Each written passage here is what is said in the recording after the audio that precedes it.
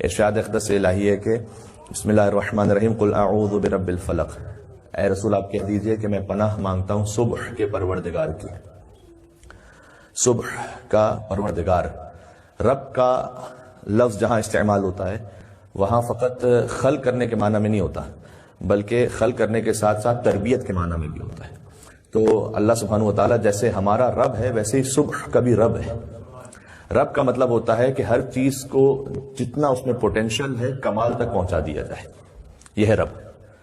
تو اللہ سبحانہ وتعالی فقط ہمارا خالق نہیں بلکہ اس کا جو پہلا تعارف ہے ہم سے الحمدللہ رب العالمین، وہ عالمین کا رب ہے، فقط خالق نہیں۔ میں نے عرض کیا کہ رب کا مطلب ہے کہ ہر چیز کو اس کے کمال تک پہنچا دینا۔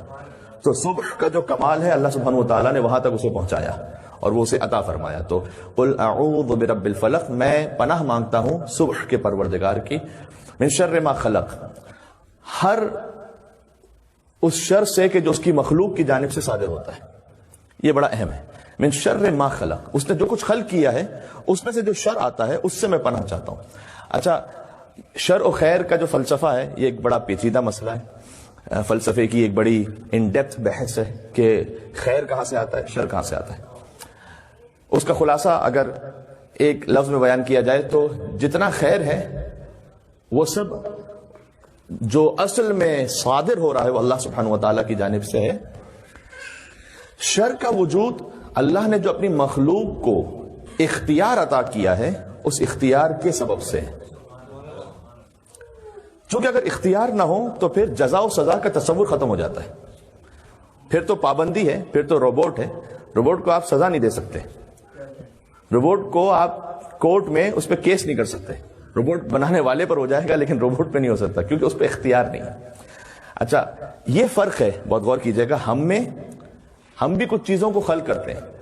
اللہ سبحانہ وتعالیٰ نے کہا فتبارک اللہ احسن الخالقین، وہ بہترین خلق کرنے والا ہے۔ خالقین کا لفظ استعمال کر کے اللہ نے بتایا ہے کہ خلق کچھ اور بھی کرنے والے ہیں لیکن وہ احسن الخالقین ہے۔ خلق ہم بھی کرتے ہیں، یہ خلق آپ نے یہ کیمرہ خلق کیا ہوا ہے، بہت سی چیزیں جو ہم نے خلق کی، انسانوں نے خلق کی ہیں، وہ احسن الخالقین ہے۔ اس کی خلقت میں اور ہماری خلقت میں بہت سارے فرق ہیں، ان میں جو بڑا میجر ڈفرنس ہے، جب ہم خلق کرتے ہیں تو اپنی مخلوق کو اختیار نہیں عطا کر سکتے، وہ خلق بھی کرتا ہے اسے اختیار بھی دیتا ہے۔ ہم جب اپنی مخلوق کو خلق کرتے ہیں تو آپ لیپ ٹاپ ہے، کیمرہ ہے، اس میں جو پروگرام ہے وہ اس حساب سے وہ چلتا رہے گا، وہ یہ نہیں ہوگا کہ آپ کی مرضی کے خلاف کام کرتا رہے اور آپ اس کو اختیار دیتے چلے جائیں کہ ہاں تم کرتے چلے جاؤ، ایسا نہیں ہوگا۔ اللہ سبحانہ وتعالیٰ خلق بھی کرتا ہے، اختیار بھی دیتا ہے کہ تم اپنے اختیار سے شر کرنا چاہ رہے تو کر لو۔ اور اچھا، اب اگر اللہ نے شر کو خلق نہیں کیا تو پھر ابلیس کو کس نے خلق کیا؟ دیکھیں سورہ کہف کی آیت ہے کہ کانا من الجن ففسق عن امر ربہ، وہ جنوں میں سے تھا، اس نے اپنے رب کا طغیان کیا۔ تو اللہ نے جن خلق کیا تھا، اللہ نے ابلیس خلق نہیں کیا تھا، ابلیس وہ اپنے اختیار سے بنائے۔ ابلیس کا مطلب کیا ہے؟ ابلیس کا مطلب ہے دھوکہ دینے والا۔ ابلیس کا جو روٹ ورڈ ہے عربک میں ہے وہ لبس، التباس، اسی سے یعنی دھوکہ دینا، چیٹ کرنا، کسی کو دکھانا کچھ اور کرنا کچھ اور، اسی سے ہے لباس۔ لباس کا ویسے اس کا جو روٹ ورڈز ہیں وہ اسی دھوکے سے نکلا ہوا ہے۔ اب اگر کسی اچھے لباس میں کوئی بہت آیا ہوا ہے تو ہم اس کا بڑا عزت احترام اکرام کریں گے، کوئی سادہ سے لباس میں آیا ہوا ہے تو اس کے لیے شاید وہ رسپیکٹ ویلیو نہیں دیں گے۔ وہ بہلول واقعہ بڑا جو مشہور واقعہ ہے کہ جب وہ ایک مرتبہ ایک محفل میں عمرہ کی محفل تھی، یعنی جہاں ویلدی لوگ سارے بیٹھے ہوئے تھے، اس میں وہ کھانے کے لیے تشریف لے اور بڑا سادہ سے لباس پہنا ہوا تھا تو ان کو دور سے نکال دیا گیا، اور اس کے بعد جب اگلے دن وہی محفل تھی اور بڑا ہی شاہانہ لباس پہن کر آئے تو ان کو سب نے عزت احترام کے ساتھ آگے صدر محفل میں بٹھایا، اور جب وہ کھانے لگے تو لباس پر اپنا کھانا ڈالنے لگے۔ تو انہوں نے کہا کہ یہ کس قسم کا عجیب دیوانہ ہے کہ کھانے کے بجائے لباس پر اپنا کھانا ڈال رہا ہے۔ تو بہلول نے جواب دیا کہ عزت انسان کی نہیں ہے، عزت لباس کی ہے یہاں پر۔ تو لباس بھی ایک طرح سے دھوکہ دینے کا ذریعہ ہو سکتا ہے، تو اس لیے لباس کو لباس کہتے ہیں۔ اس خاطر ہے کہ میرے مولا نے ارشاد فرمایا کہ یہ نہج البلاغہ میں 10ویں نمبر کا خطبہ ہے کہ جہاں شیطان کی فریب کاریوں سے کیسے بچیں، کہا ما لبست علی نفسی ولا لبس علیہ، نہیں کبھی علی نے کسی کو دھوکہ دیا ہے اور نہیں کوئی دنیا میں ایسا پیدا ہوا ہے کہ جو کبھی علی کو دھوکہ دے سکے۔ وہ دھوکہ مجھے نہیں دے سکتا، ہاں یہ ہے کہ امر الہی کی پابندی کرتے ہوئے امیر المومنین اگر شرع پر عمل کریں اور مثلا معاویہ بہت ہی زبردست پولیٹیشین دکھائی دے تو وہ ایک الگ بات ہے، وہ اس خاطر ہے کہ امیر المومن حکم خدا کے پابند ہے، ورنہ مولا نے کہا کہ نہیں کبھی میں نے کسی کو دھوکہ دیا ہے، نہ کبھی کوئی ایسا ہو سکتا ہے کہ جو مجھے دھوکہ دے سکے۔ شر ہے وہ مخلوقات، مل کے صلوات پہلے بھیجے محمد و آل محمد پر۔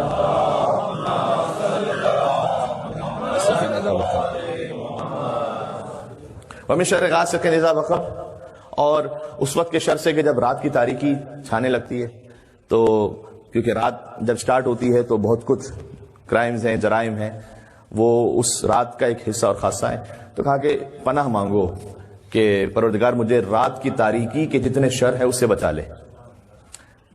اچھا، اس کا جو شان نزول علماء اہل سنت نے لکھا ہے وہ یہ لکھا ہوا ہے کہ رسول اللہ پر ایک یہودی عورت نے سحر اور جادو کیا تھا، اور اس کا اثر ان پر ہو گیا، اور جبرائیل نازل ہوئے اور جبرائیل نے کہا کہ آپ فلاں کنویں کی طرف تشریف لے جائیے، تو وہاں پر وہ چیز رکھی ہوئی جس کی وجہ سے اس نے آپ پر جادو کیا، اور جبرائیل نے یہ کہا کہ آپ ایک ایک آیت کو پڑھتے جائیے اور گرہوں کو کھولتے چلے جائیے تو آپ سے سحر اور جادو دور ہو جائے گا۔ اچھا، اس شان نزول کو علماء اہل تشیع نے قبول نہیں کیا، علامہ طبرسی نے قبول نہیں کیا، اور علماء نے قبول نہیں کیا۔ اس کی بہت ساری وجوہات ہیں، ایک تو یہ کہ یہ سورہ مکی صورتوں میں سے 20ویں نمبر پہ نازل ہوا ہے، تو وہاں پر یہودی تھے نہیں، یہودی مدینہ میں تھے، یہاں پر مشرکین مکہ تھے۔ دوسرا یہ کہ وہ کون سا رسول ہے کہ جس بھی یہودی عورت آئے اور شر کر کے چلی جائے اور اسے پتہ ہی نہ ہو سکے اور اپنے آپ کو محفوظ ہی نہ رکھ سکے، تو ایسے رسول کی کریڈیبلٹی کیا رہ جاتی ہے جو اپنے آپ کو کسی یہودی کے جادو سے نہ بچا سکے۔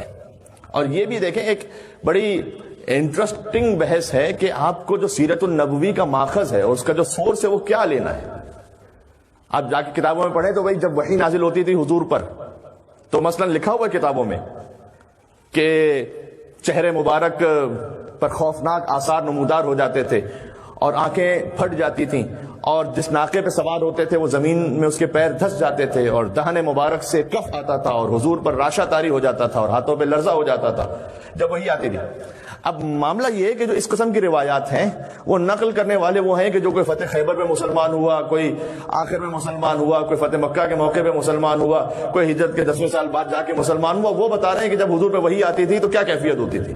جو سیرت النبوی کا سب سے بڑا ماخذ اور سورس ہونا چاہیے وہ خود حضرت فاطمہ زہرا سلام اللہ علیہا ہونی چاہیے، ان سے آپ حاصل کیجیے۔ اللہم صلی علی۔ تو حضور کی بیٹی کیا بیان کرتی کہ جب وحی ہوتی تھی تو کیا ہوتا تھا؟ ایتینی بالکساء الیمانی فغطیتہ بہ، اے بیٹی میرے لیے چادر لے آؤ، اور جب چادر کو حضور نے اوڑھ لیا فاذا فی البدر کانہ البدر فی لیلۃ تمامہ وکمالہ، تو جیسے حضور نے چادر کو اوڑھ لیا تو ان کا چہرے مبارک اتنا روشن ہو گیا جیسے 14ویں رات کا چاند ہوتا ہے، اور جب 14ویں رات کے چاند کی طرح ان کا چہرہ ہو گیا تو اللہ سبحانہ و تعالیٰ نے وحی نازل کی کہ انما یرید اللہ لیذھب عنکم الرجس اہل البیت ویطہرکم تطہیرا۔ مل کے صلوات اور بھیجے محمد و آل محمد پر۔ وعجل فرجہم۔ تو سورس کیا ہونا چاہیے سیرت النبوی کو حاصل کرنے کے لیے؟ یہ بھی ایک بڑی لطیف اور دلچسپ بحث ہے اور بڑی علمی اکیڈمک بحث ہے، اور اس میں ہم ظاہر سی بات ہے سب سے پہلے سمجھتے ہیں کہ قرآن سب سے بڑا سورس ہے، اور قرآن کے ساتھ ساتھ اہل بیت اطہار سب سے بڑا سورس ہے۔ حضور جب کسی سفر پہ جاتے تھے تو سب سے ملتے ملتے اور آخر میں سیدہ کونین سلام اللہ علیہ سے ملاقات کرتے تھے، پھر سفر پہ تشریف لے جاتے تھے، جب واپس آتے تھے سب سے پہلے در سیدہ پر آتے تھے اور وہاں سلام کیا کرتے تھے تاکہ بی بی سے جو جدائی ہے اس کا فاصلہ کم سے کم رہے سفر کے دوران بھی۔ یہ لکھا ہوا ہے تاریخوں میں کہ سب سے آخر میں بی بی سے مل کے جاتے، سب سے پہلے آتے تھے اور بی بی سے ملاقات کرتے تھے۔ تو آپ کہاں سے سیرت النبوی کو لیں گے؟ ہم تو ان سے شریعت اور سنت نبوی کو لے رہے ہیں جس نے نبی کی گود میں آنکھ کھولی تھی اور نبی نے جس کی گود میں آنکھ بند کی تھی، علی ابن ابی طالب علیہ السلام۔ یہ ضرور ہے کہ یہ سورے نازل ہوئے ہیں، سورہ فلق اور سورہ ناس، جسے موعظتین بھی کہا جاتا ہے، یعنی تعویذ والے سورے بطور تعویذ نازل ہوئے تاکہ حضور اور ان کے ماننے والے چاہنے والے ہر قسم کے شر سے محفوظ رہ سکیں۔ مشقشقتین بھی انہیں کہا جاتا ہے، یعنی سخت ترین حالات میں فرمائے گا کہ جب خطرہ بہت زیادہ بڑھ جائے تو سورہ فلق اور سورہ ناس کو پڑھو۔ جہاں کہیں نظر کی اپنی ایک ہے حیثیت، قرآن میں اس کا ذکر موجود ہے۔ سحر اور جادو کی بھی ہمارے طور پر جو ہم عام انسانوں کے لیے اس پر اثر ہو سکتا ہے اور ایک حیثیت ہے۔ اب یہ کہ ہر چیز کو سحر اور جادو بھی انسان نہ سمجھنے لگے۔ اب تو ماشاءاللہ یہاں پر فہم و شعور والے افراد تشریف فرمائے، ورنہ یہ کہ جناب برتن کہیں سے ٹوٹ کے گر گیا اور جو ہے وہ لائٹ پٹ گئی تو ہم کہتے ہیں کہ جو ہے سحر و جادو ہو گیا. کوئی وولٹیج کا بھی معاملہ ہو سکتا ہے اور آپ کو دن میں تارے نظر آئے, ضروری کسی نے نظر ہی لگا دی ہو, آپ نے کچھ غلط کھایا بھی ہو سکتا ہے. تو لیکن اگر سحر و جادو کا معاملہ ہے تو پھر سورہ فلق اور سورہ ناس کو پڑھنا یا پانی پہ دم کرنے کے لیے بھی ایک علماء کے کلام میں موجود ہے, اور اس کو پی لینا اس کی تاثیر ہے. وَمِن شَرِّ حَاسِدٍ إِذَا حَسَدَ, آخری آیت اس کی یہ ہے کہ ہر حسد کرنے والے کے شر سے اے پروردگار محفوظ فرما.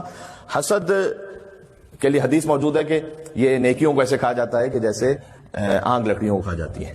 اچھا, ہر خیر میں بھی ایک طرح کی کہیں نہ کہیں کوئی آفت ہے اگر وہ اپنے میزان سے باہر چلی جائے. یہ غور کیجئے گا, میں کیا عرض کرنا چاہ رہا ہوں. علم خیر ہے یا نہیں, لیکن علم کی آفت غرور ہے کہیں کہیں پر. بلکہ ایک حدیث ایسی ہے کہ جس میں یہ بتلایا گیا ہے کہ کون سا گناہ کس شعبے کے لوگوں میں امکان زیادہ ہے, تو اس میں علماء کے لیے کہا گیا ہے کہ حسد کا امکان زیادہ ہے, سب سے زیادہ. علم کی آفت ہے تکبر, عبادت کی آفت ہے عجب, اپنے آپ پہ بڑا فخر کرنے لگنا. سخاوت کی آفت ہے احسان جتلانا. شجاعت کی آفت ہے ظلم اور تجاوز کر لینا. اگر ہر اچھی صفت اپنے ایکولیبریم سے باہر ہو جائے تو وہ خیر شر میں بدل جاتا ہے. اسی کو علم اخلاق کہتے ہیں. علم اخلاق یعنی ہر اچھی صفت کا اس کے میزان پر ہونا, یہ ہے اخلاق. بات ہو رہی ہے. اگر بالکل ہاتھ روک دیا جائے تو بخل ہے, میزان سے باہر ہے. اگر اتنا زیادہ ہاتھ کھل جائے کہ وہ اسراف ہو جائے وہ بھی میزان سے باہر ہے. درمیان میں ہے سخاوت. ٹھیک ہے, اس طرح سے شجاعت. تو علم اور پیغمبر نے جو فرمایا کہ انما بعثت لاتمم مکارم الاخلاق, میں بھیجا اس لیے گیا ہوں کہ میں اخلاقی صفات اور قدروں کو تکمیل تک پہنچا دوں, کمال تک. تو پیغمبر میں ہر اچھی صفت اپنے انتہائی میزان پر تھی. حتیٰ یہ کہ جو شجاعت بھی ہے, مجھے کہنے میں کوئی عار نہیں ہے کہ نبی مکرم زیادہ شجاع ہیں امیر المومنین علی بن ابی طالب علیہ السلام سے. بالکل, اس لیے کہ بلکہ مولا کائنات نے خود بیان فرمایا اپنے کلام میں کہ جب جنگ کا ماحول بہت خطرناک ہوتا تھا اور ہمیں اپنی جانوں کے اعتبار سے خطرہ محسوس ہوتا تھا, اور جب دشمن کی بہت بڑی یلغار ہوتی تھی تو ہم پناہ لیتے تھے سرکار ختمی مرتبت کے پاس, اس لیے کہ وہ سب سے زیادہ دشمن کے مقابلے میں ثابت قدم ہوتے تھے اور ان کے قدم جمے ہوئے ہوتے تھے, اور ہمیں محسوس ہوتا تھا کہ اگر ہمیں پناہ ملنی ہے تو رسول اللہ کے پاس پناہ ملنی ہے. یہ الگ بات ہے کہ حضور کو تلوار چلانے کی ضرورت ہی پیش نہیں آئی. تلوار کی بھی تو یا کسی کے دفاع کے لیے بھی تو جو کیفیت ہوتی ہے وہ الگ الگ ہے نا. خود حضور کے دفاع کا نام ہے علی بن ابی طالب. یعنی کیا مطلب, میں عرض کرنا چاہ رہا ہوں, یعنی علی کی تلوار کا نام ہے ذوالفقار اور حضور کی تلوار کا نام ہے حیدر کرار.